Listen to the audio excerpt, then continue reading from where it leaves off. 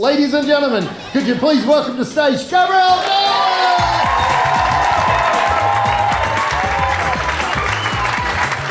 I once worked with this guy called Jeff, and he always used to use the term executional excellence. Now to me, it just felt like he killed someone, but he did it really well.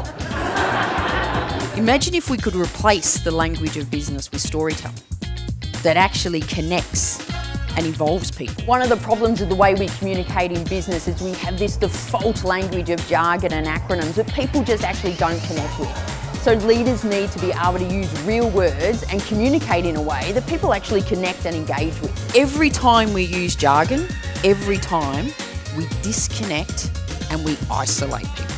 You know, we ask our people what's our CVP and they're just thinking WTF or NFI.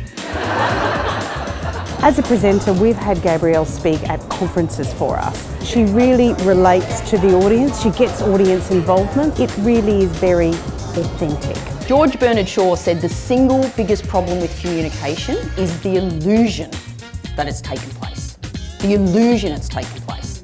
And I'm sure you've all experienced this when you think you've communicated, but it hasn't got through.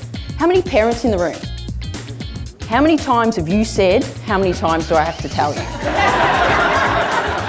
Ral is authentic, she's genuine, she is genius. I love her and she can hold a crowd and she's got so much experience, you can't go wrong booking Ral. Every time we use jargon, we actually are disconnecting and we're isolating people. You talk to CEO. You know, one of the questions on the dementia test is who's the current Prime Minister? That is a bloody hard question to answer.